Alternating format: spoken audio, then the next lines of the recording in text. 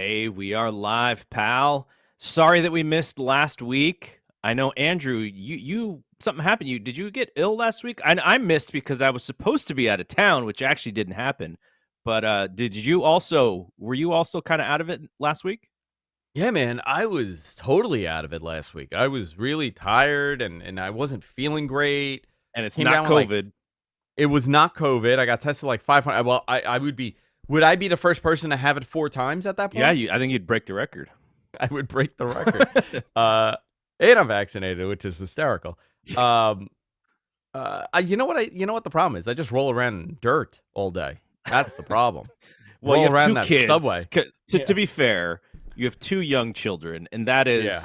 when your immune system gets taxed the most as an adult Brutal. because the young children are mixing around with other young children, and You they're know who always doesn't get it? sick. Who Your does not wife. get sick? My wife Jess. She never gets it because she's in that system. Yeah, she's around school all the time. Been there for Yeah, that makes 15 years. sense. She's gotten all of it. All those kid germs. So, yeah, there's something going on because I was supposed to be out last week as well, because we were going to Arizona to visit my parents and to visit my youngest, who's a junior at U of A. And I bought tickets to go see Mick Foley's "Have a Nice Day" So, tour in were you able to convince Tucson. your son to go? Yeah, he was totally down. He was like, "Yeah, I'm Oh, in." man, that sucks. And so then we had to cancel, and the guy who ran the event, there was a no refunds, and so I was like, "Can I give it to somebody?" Because I know some people. There's some wrestling fans in Tucson who I could have reached out to, but then he's like, "It sucks. Your wife got sick. I'll refund you anyway." So I'm very happy that. Oh, that's But good. so my wife, a couple of days before we were about to leave, she comes down with what she believes is sinus infection. It doesn't get any better. We kind of put the date of Tuesday or Wednesday. We're like, okay, if she's 100% by Wednesday, we'll just do a short one. But that drive is like 16 hours. And then with the two dogs, Yeah. it becomes like 17, 18 hours. So she's still not feeling 100%. She's back at work, but the sinus Me infection is either, really, man. yeah. Me either. It, I'm exhausted. I am so tired. I get it every year. The change in the weather, the allergies. Just it hit me, and I'm okay. I'm fine. I'm here. I'm doing a show. yeah. We're back. We're back. I will say, I was a little sad not to do the show last week, but one thing that I think goes a little underappreciated, Brian, how many shows does Brian do a week? Like the guy's a machine, right? It Dave, has to be those over guys are 10. those guys are machines. But it also is their livelihood. Like this is what they do for a living. So they're, that it depends on them doing shows. But to take a week off and to kind of refresh, like that is very underrated. So I'm very happy to be Well, back, and we're going to talk about a bunch of stuff here. I took a week off from everything. I didn't do anything last week. Like I didn't go into the city. I did nothing. I went on Monday and that was it. And it was like you said, so refreshing. I feel like I'm tired, but I feel like mentally I feel so recharged now. Yeah. No, it's great. It's great. We need to do that. Do more of that self-care. Make sure that we're feeling good when we do this stuff because we'll be better for it. Okay, so even though we were gone, there's still so many things to talk about. I don't even feel caught up 100%, but wrestling moves on. Even if we're not feeling well, wrestling always moves on. That's the one thing. There's no off season. So we're going to talk about this Becky Lynch quote here in a second that has some folks up in arms. But let's talk about Randy Orton first because it was the 20th. Yesterday was the 20th anniversary of his WWE debut. Now, I'm sure he did some dark matches prior on WWE or at WWE events, but this is considered his debut, which is April 25th, 2002. Now, do you know who he wrestled on that night on SmackDown? Okay. It was a SmackDown match, April 25th, 2002. Yes. You know, A young Randy Orton. okay, did he can we play this? Can I guess? Yeah. Okay. Yeah. Is it a veteran or is it a young up and comer he wrestled? It was at the time a veteran, sort of a gatekeeper, you could say. Sort of a gatekeeper. Yeah, the I guy who would was always going to face the up and coming Oh. youngsters. Oh, I got it. It was Bob Holly. Exactly. Right on the Yeah. money. Good job. Yeah. You know what? I was looking for his name and just, I don't know why Kurt Hennig kept popping in my head. Henning would have been a good one too, because he's with the company for bits and pieces around that time. I think, yeah, he would have been there at that time. This is, well, maybe not. The plane ride was the firing moment, so maybe not. But very cool. I mean, interesting. Bob Holly was that guy, and I wonder if he beat the crap out of him. Probably, right? Because of Probably. Orton's reputation back there as a young S stir. Okay, so it made me think. Now, I feel like there's two sides of the Randy Orton temperature gauge here. One side, and a lot of this is like old school wrestling fans. I know people inside the business, and they're like, Orton's the true professional. He does everything well. He's he doesn't waste any energy. He gets in, he gets out. He doesn't overstay his welcome. And those people say he's the pro's pro. And then you got the other side who are like, when's the last 4.5-star match that Randy Orton has been in? He kind of bores me. He's been around too long. He's supposedly this all-time great, yet he's never really been the top guy in a booming period of the wrestling business. Where do you sit in that conversation? So that's such a fantastic question, first of all, because I was asked this yesterday by somebody.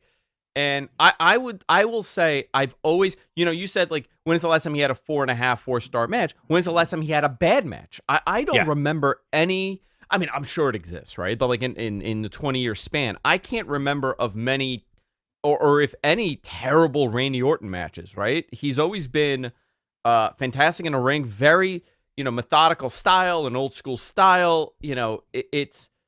I could understand the argument that it didn't evolve, lack of a better term. It didn't evolve into like a modern style of wrestling, but the dude is like 6'5". He doesn't need to evolve to that level. He's a big dude. I feel that the veteran Randy Orton, what we're gonna get, the last year to whenever he retires, this is gonna be what people remember of Randy Orton. And I think, I would predict he's going to win that title again. I think when he finally splits out with Matt Riddle, he's going to make Riddle as a singles main eventer. I've always appreciated Randy. I totally understand the criticism if you are not looking for a 25-minute slower style main event match. I get it. It's not for everybody, but when is the last time he's had a bad match? And when is the last time he didn't gel well with someone? A guy like AJ Styles, him and AJ had some great matches. I had this thought. Yeah. Watching Raw last night, I watched it this morning, and Cody is with Orton and Riddle at the end of that show, raising their arms together. And Cody and Randy Orton have the legacy time frame when they were together in that group. Cody has gone out and, talked about a little bit about his time with Randy. Sometimes he's kind of tongue in cheek, but he had a nice Instagram post about Orton last night. Yeah, he said that he stole. Didn't he do that? He ripped the toilet, the urinal off the wall his first day there. He's been saying stuff like, "Oh, I have all these stories about Randy Orton. A lot of them are bad and stuff like that." But so it made me wonder, Cody. And this is a different conversation, and we can dovetail into this a little bit. But Cody has now been on. Was this his third Raw? I think. So 3 weeks into his run, and he is now a part of the team. Right? He very much feels like he's a top guy on part of a team. Like that's where he was last night. He was in the mix with all of these other guys who are in the mix, and I'm not sure if that's necessarily where you need to go with him if he's going to be a difference maker. It doesn't look like they're feeding him to Roman anytime soon. Like we had talked about, man, get him a win, get him one of those belts. Let's make him bigger than he was in AEW. It doesn't, that could change, but it doesn't look like that's necessarily in the cards. And I immediately thought, who's got the most equity with that fan base right now who Cody can turn on and be a heel? Now, who knows if he wants to do that? He seemed like he was very frustrated in AEW getting boos. Yeah. Maybe because he was trying to be a babyface. But what if he turned on Randy Orton. And that became the program after this Seth deal, however this Seth deal ends. Because Randy Orton, as a babyface, he said it last night on Raw. This is the most fun that he's having. He looks happy. He's even got the maybe it could be a mustache fight. Maybe Cody grows the mustache back. Whoever wins gets to keep the mustache. Orton should shave the mustache, by the way. But I think there's something there, and I was like, wow, Randy Orton. He's usually a babyface, and then we just expect him to become a heel because he's the Viper and he's the Snake. I don't even want him and Riddle to face each other right now. Let's keep it moving with these guys. Let's do some Orton stuff. Let him be a single as well, and let's use him to boost up Cody Rhodes. I just saw that last night going like, man, that would be perfect. Cody turns on him after the Seth thing, and then Cody, Cody and Orton is like the main program on Raw for I guess, the summer. Well, what if it's the opposite, right? What if Orton turns on Randy and now Riddle's caught in a weird position and Orton's like Riddle's like, I don't know what to do.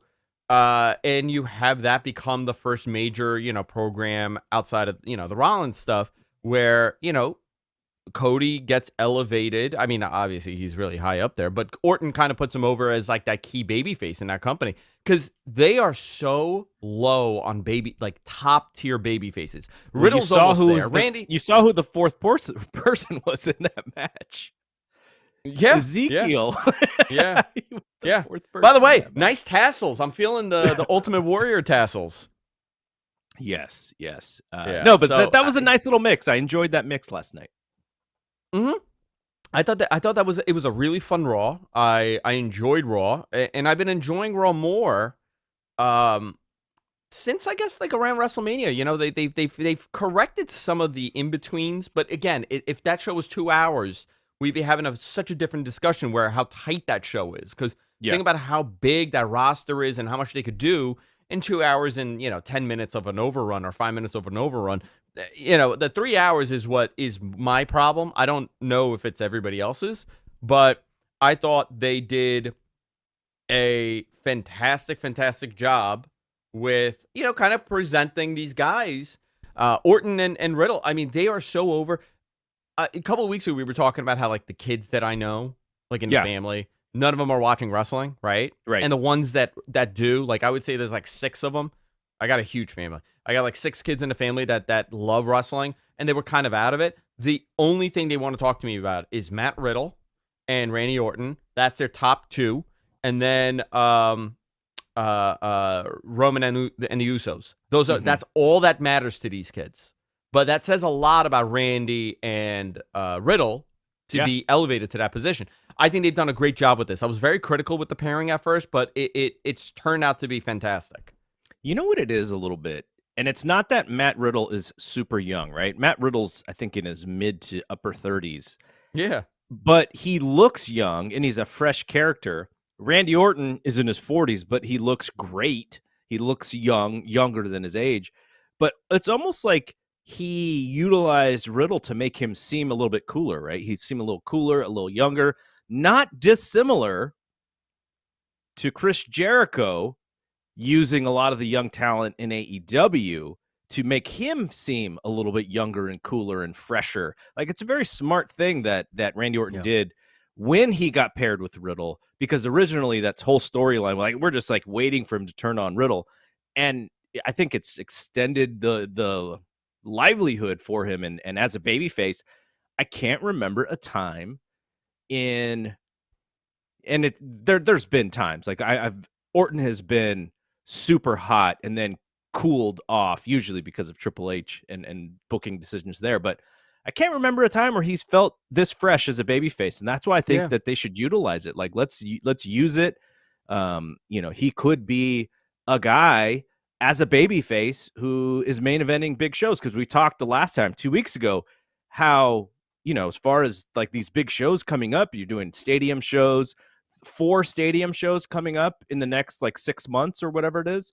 And who's going to be in the main events of those? Like, let's utilize Orton. Hey, by the way, there's more coming.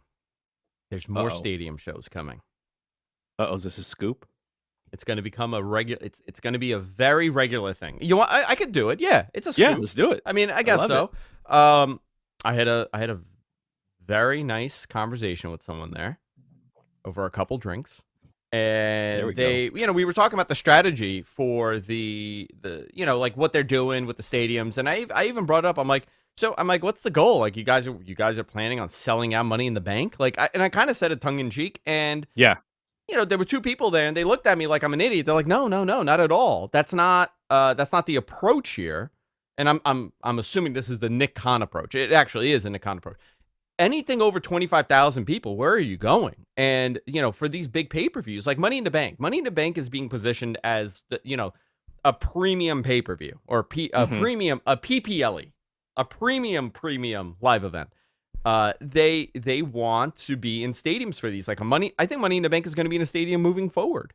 Wow. I can't see them going back on this, but they're So it's putting like it in a one of the big 60,000. 5 now. I guess it's one of the Yeah, big like 6? Big Six, I guess, right? Money in the Bank, the Saudi shows, Oh, wow, I forgot about the Saudi Rumble, shows. Rumble, Mania, SummerSlam? SummerSlam, Survivor Series. So you got 6 there. Yeah. So the idea is they don't want to do these big pay-per-views in 13,000 person arenas, right? Because the arenas have all gotten smaller, and you have the Garden behind you. The Garden used to do like 20,000 people, 18,000 people easy. 18,000, 17,000 for wrestling, but you can't do that. They've shrunk everything because you want the suites and you want to make money with all that stuff. And the giant I stage and the giant screen gives Yeah, you less yeah. seats as well. So I can't imagine them doing this for Survivor Series, but I would imagine all the other big pay-per-views are going in stadiums, and the goal isn't to sell out 60,000. If they can, they will. The goal is to go above 25, Mhm. 25, 28, 30, 35, because there's still the money, the deals that they get on these stadiums. It's not like, well, we can't afford to go into a 60,000 person building with only 30,000 people. It doesn't work like that. These buildings are now scalable. All of them, Yeah. all these stadiums, essentially, the arena, So they're thinking outside the box, and I think this is, great business. I mean, this is another approach that's different from the typical Vince McMahon approach, where Vince would want to sell out. If you're not selling out, it's a failure. If you're not close to Mhm. selling out, it's a failure. I mean, that's why we see with WrestleMania the numbers are so inflated. I think with Nick, it's a little bit different, where he's thinking, well, think about it this way: if you could get another 10,000 to 15,000 people in this building, why wouldn't you? Yeah. So That's an I would interesting imagine thing. this is, yeah. So from a strategy standpoint, you're a marketing guy. Is it also the public perception? And I'm not talking about wrestling fans' public perception. I'm talking about sports public perception. WWE running a 60,000 seat arena, if they fill 35,000 of those tickets to the sports business media and fan base at large, that seems like a bigger deal than selling out 17,000 seat arena basketball arena. Yeah. Is that Yeah, somewhat part of absolutely. it as well? Interesting. That's part of it. But the financials is also part of it, right? Because You could you're just sell more doubling your tickets. revenue.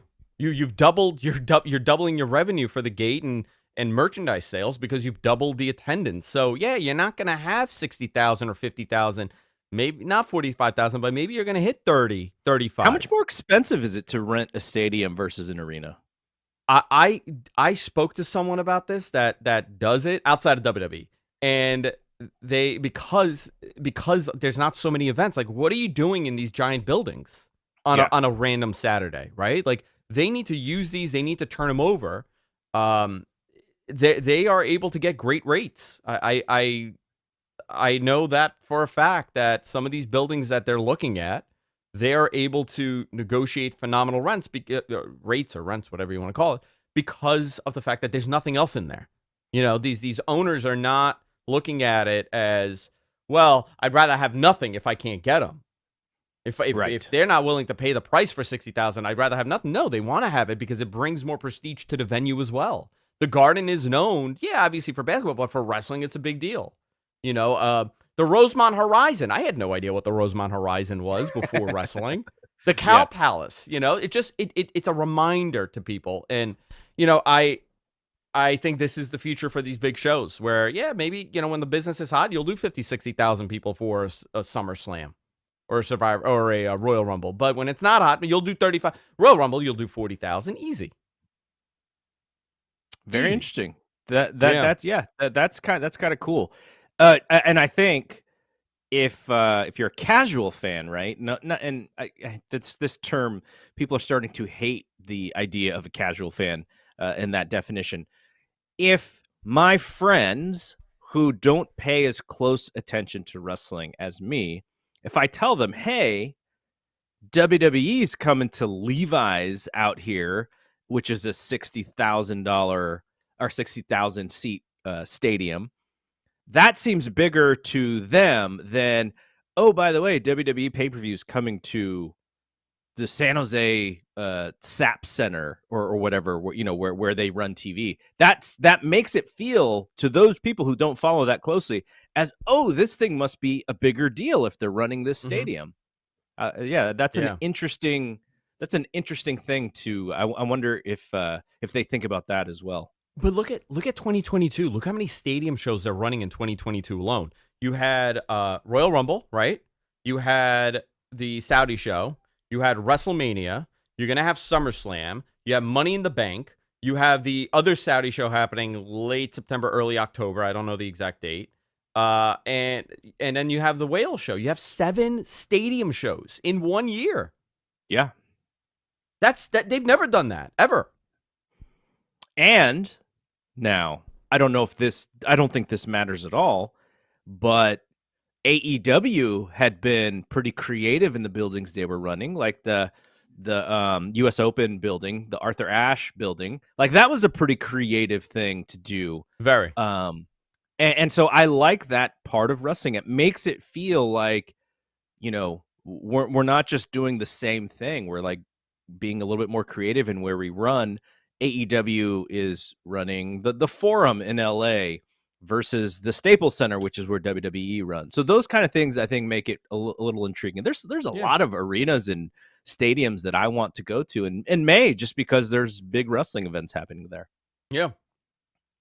All right, let's get back to Randy real quick though. Sorry. Just because we're the light no, this is turned perfect. on, Garrett. I'm sorry. This is why this show is so fun, is because you pop these things. We don't even we talk about stuff and we go, okay, here's what we're going to talk about. And then something makes you think and go, oh, now we have something that we can, that maybe is a scoop of sorts. But so back to Randy. What is your favorite Randy Orton feud, match, moment, memory? The thumbs up, thumbs down was cool, right? Mm-hmm. When Evolution turned on him, that was cool. That was memorable. You know what I absolutely loved early Randy Orton? Do you remember the updates on his arm? Yeah, when he got hurt. Where when he got hurt and he would come on TV and he's like, my arm is 78% better. My arm is 98%. I got such a kick out of those. I was a big fan of that those little vignettes he would do. I thought this stuff with Styles was great. I think peak Randy. What would you say peak Randy Orton was? 2009-ish?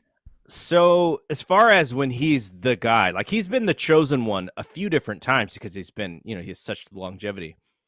There's a moment when he won the belt and he was the youngest person to ever win the title. And then, like you said, when he was leading Triple H and Stephanie's crew there.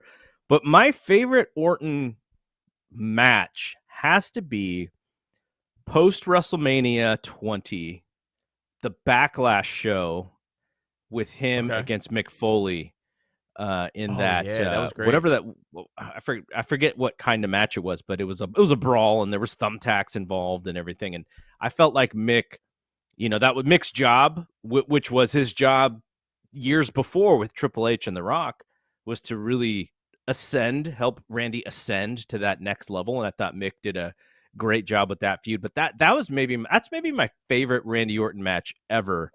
And I think some of the criticisms that he gets is really a criticism of WWE booking, because when all else failed, we pulled the Randy Orton lever as a guy with no real momentum or creativity or story. It was just because he's Randy and because he's got some equity with this fan base, we're going to put him in these moments. I think to him, to his talent, maybe more than anybody else, the lack of creativity in the booking, the lack of hotness in wrestling probably hurt him more than Yeah. it helped him. But Well, all look at right, it this way too, right? Let's look at it this way. What would Randy Orton have been if the TV 14 era still existed, right? That WWE doesn't go PG. That they don't decide to go, to the direction that they did. What would that character have evolved to with a little bit more edge? The other question is, there's another reality. There's a I'm a big fan of the multiverse stuff, right? There is another universe out there where Randy Orton's fired from WWE.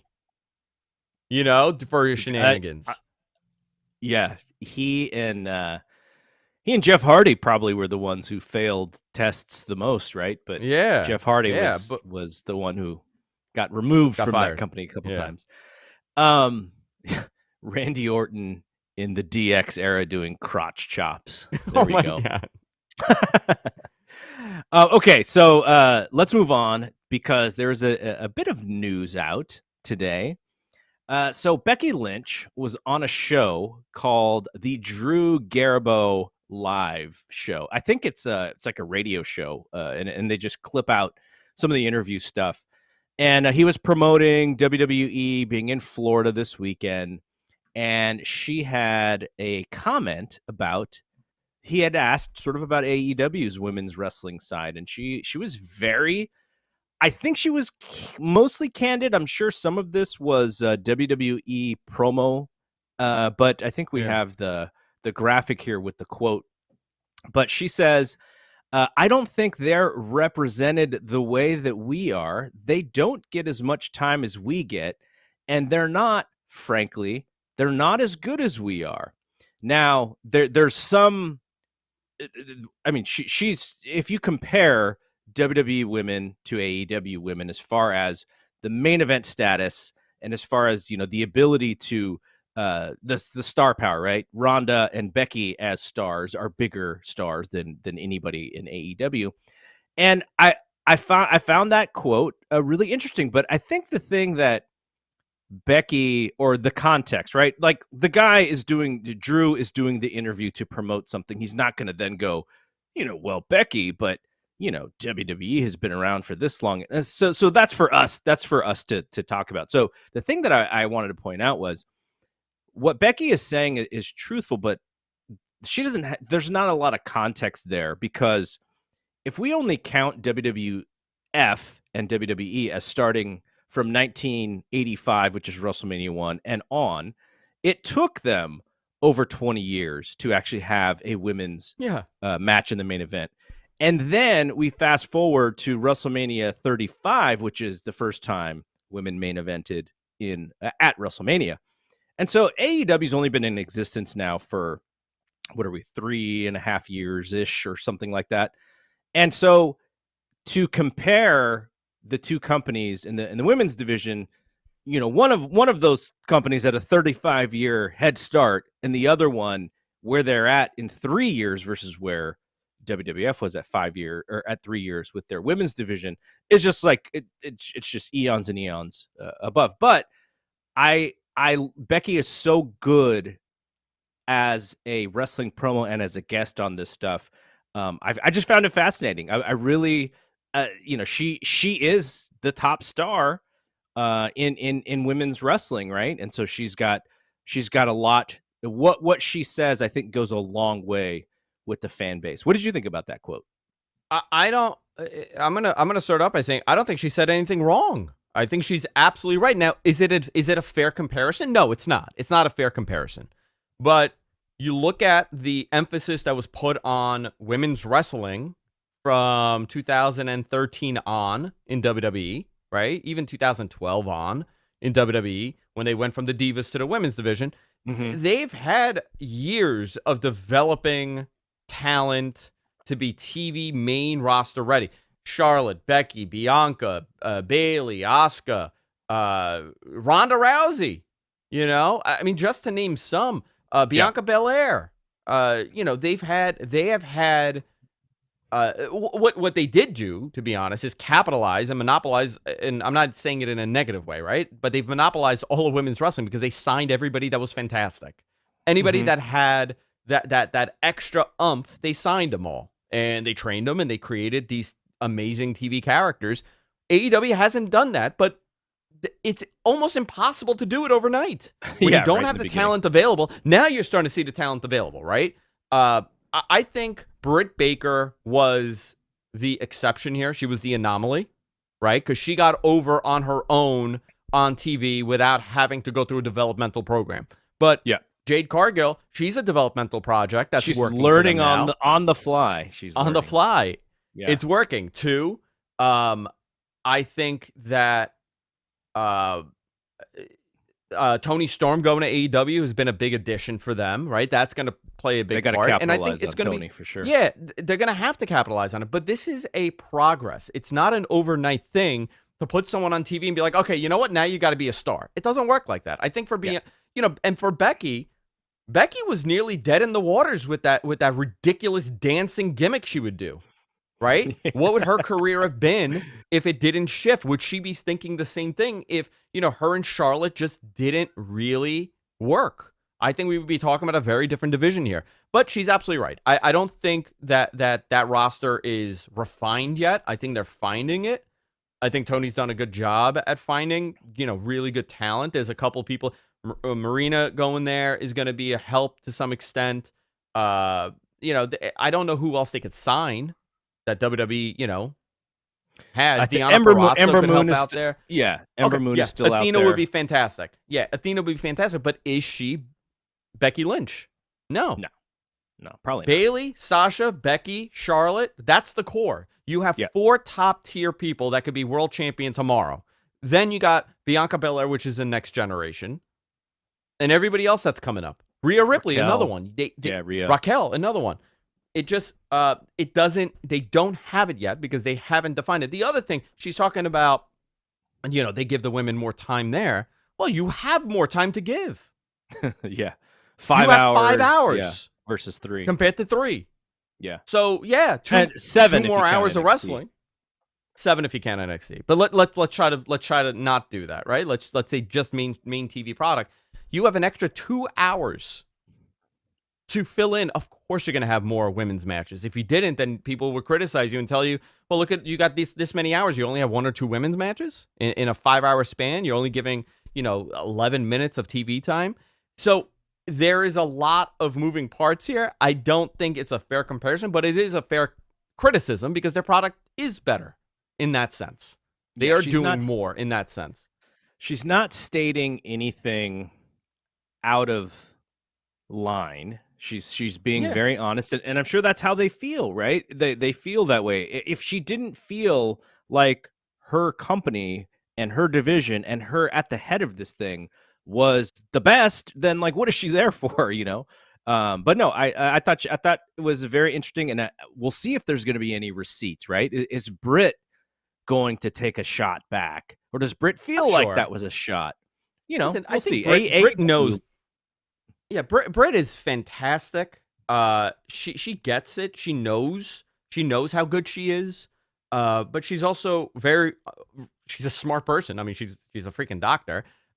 She understands that this is not. I mean, a lot of this is buzzwords, and a lot of this is clip bait that I call.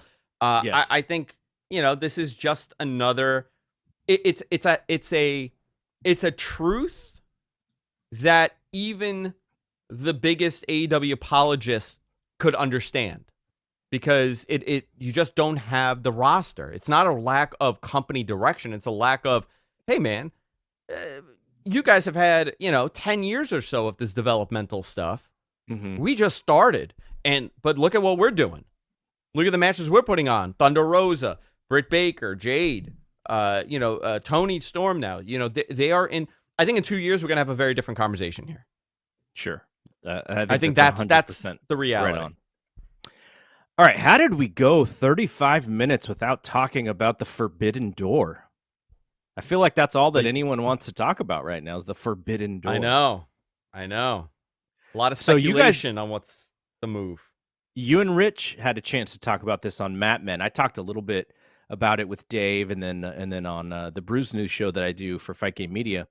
But ultimately, is this something that is super exciting to you, or are you in sort of a wait and see pattern with, how are they going to book this show? I'm not so sure we're going to get these dream matches right away.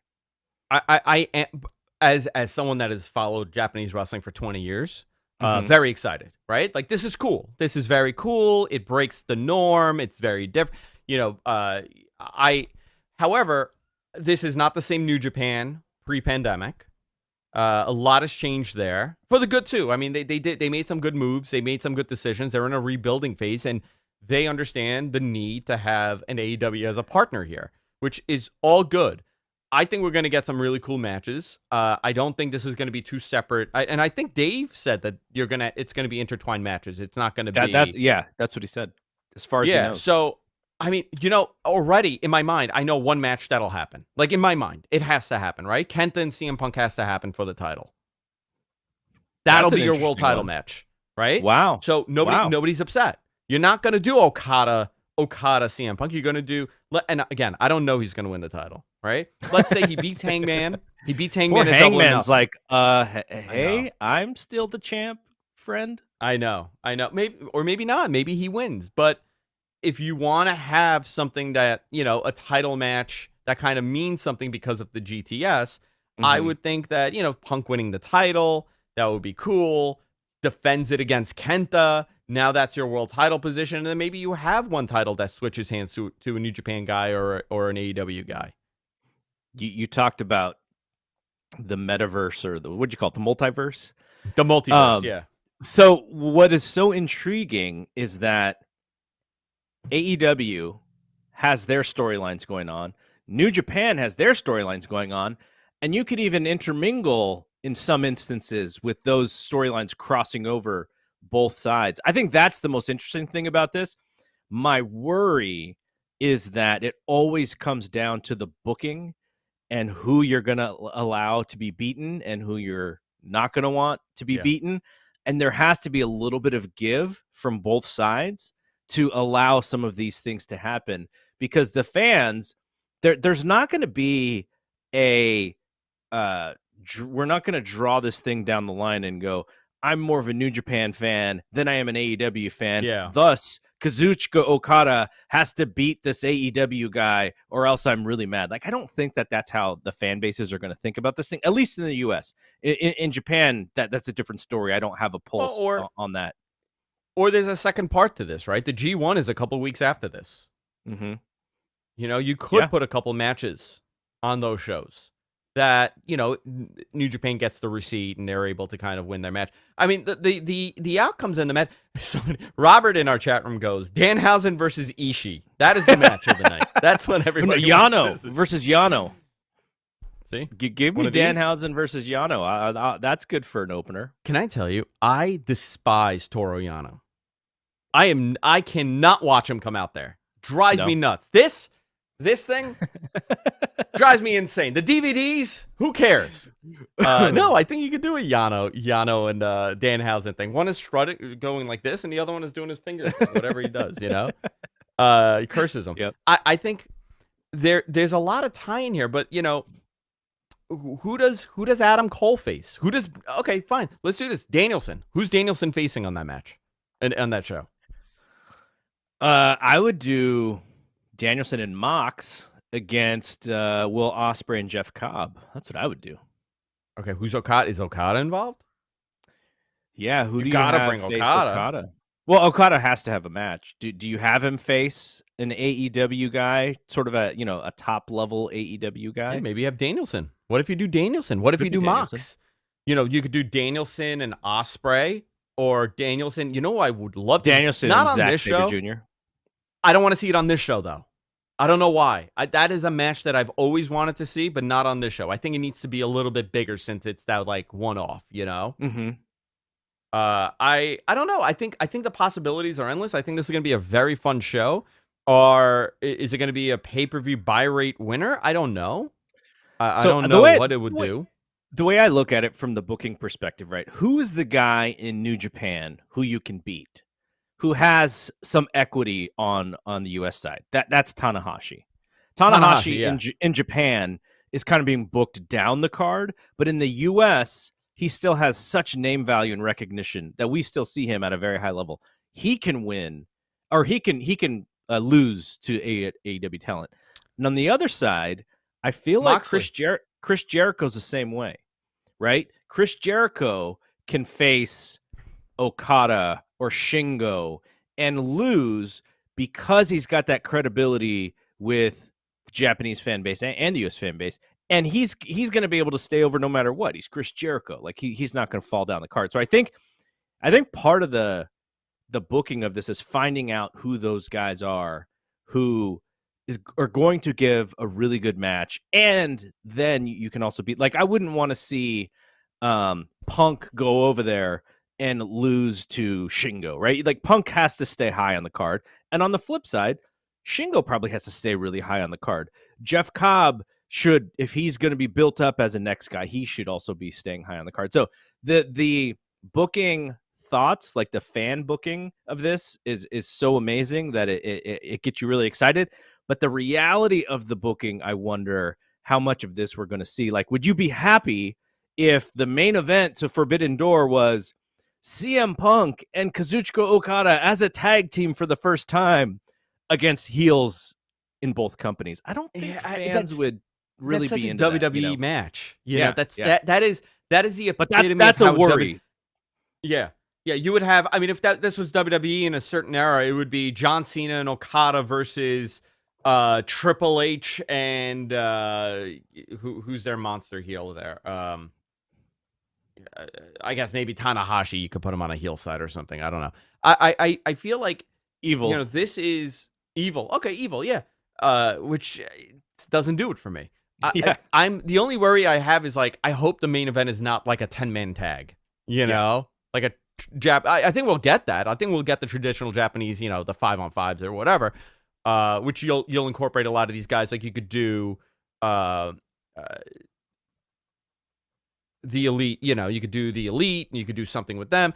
Now, does the only thing I have here that I feel like is like a very negative is, does Kenny Omega, is he my brain just stopped. I'm so sorry. Omega's got to be there, things right? Pop up on my screen. Garrett, like everything just popped up on my screen, and my brain just stopped. Yeah, Omega. Okay, Omega has to be there. Is this going to be like his RVD? This RVD at one night stand moment where, like, he can't participate in the match that in that show that he's always wanted to do. I hope not, but he has to be involved in some way. Maybe you do a Golden Lovers appearance. What needs to happen? Yeah, exactly what you said. Golden Lovers, you have Omega come out, and then he's about to do a promo, and then Kota Ibushi's music comes out, starts, and then he walks down, and then they embrace or whatever. They get, whatever you want to do with that moment. But yeah, that's the feel-good moment of the night. Yeah. That doesn't have to do with wrestling match. Yeah, I think there's so much they could do, man. I if it's done right, it could be really big. Now that's the question. 100%. And okay, so we'll wrap this up, and we're actually going to wrap the show up a little bit early, just because our real life stuff it needs us to wrap it up early. But when it comes to the second show, because that's in my mind, that's what I'm thinking is like this show is going to be historic to an extent, and people are going to give it the benefit of the doubt because it's the first one and because it's an ultimate fan service thing, right? It's like, this is what we've all been waiting for since AEW was created. But the second show is way more important to me. And you have the opportunity to create some, because you're not going to do these AEW New Japan shows every week. There's definitely going to be time in between. Maybe you do 2 a year only, but you set up the next show, right? And maybe it's Omega Okada again. Like, we haven't seen that match in forever. Like, imagine like that, just you have to sit there for 6 months, and that's what you're waiting for is Omega Okada. That's why I think the second show is going to be so much more important than this first show. But the first show is historic, and it's going to be, fans are going to embrace it. But they really need to think about how you set up that second show, because the second show is really where you're going to tell how much the fans want this stuff. And here's the thing, Garrett, right? The second show, the name suits it very well, Forbidden Door. Is this the test to see if you could maybe do some sort of stadium show with everybody involved? You already have Ring of Honor. You have now New Japan. You have DDT somehow connected to this, right? And through Noah. You could incorporate AAA because there's a work relationship there, and Impact. You could do the Forbidden Door pay-per-view in a stadium, and it's this mega pay-per-view. And the main event, again, here we go. Okada, my headphones are dying. Okada and Omega. I mean, wouldn't that sell out? 30,000 people. I'm not talking 60,000. Maybe 35,000 people you could do. You could also do the second show in Japan. That would also be a big deal. All right. Yeah, I'm cool with this, man. I think this is cool. It's going to create a lot of topical information for us to talk about until it happens. Oh yeah. But are you going to go, or are you going to kind of wait this one out? Because there's so many. I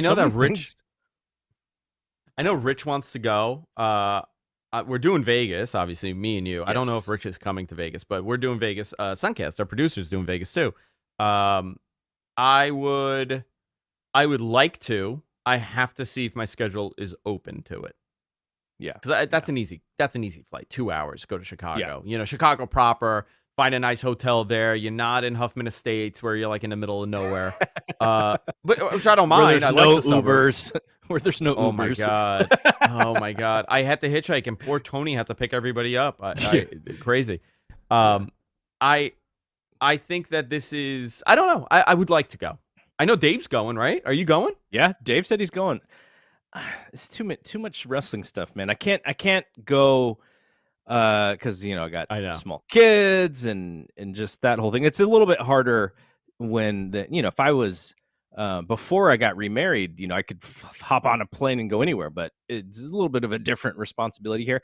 I would love to go to a future one though. So whenever the next one is, if it's in the US, I definitely want to earmark it for a wrestling trip. But okay, last thing, we're only a month out from Vegas, Double or Nothing. You and I are hosting this sweet party for the F4W convention. I think we're talking about trying to do a podcast, a live stream from the party. So lots of stuff coming up, and we're gonna have a pretty cool weekend in about a month here. So we'll build up to that. We're gonna be exhausted. We're gonna be exhausted. I'll tell you that. I know. That whole weekend. Craziness. All right, that whole weekend. It's a work weekend. We're gonna end this here a few minutes early, like I said. Our real lives are calling. But thank you to Andrew for doing this. Glad to be back. Hope we don't have to miss any more weeks upcoming. I'm Double G. We'll see you when we see you. Peace out.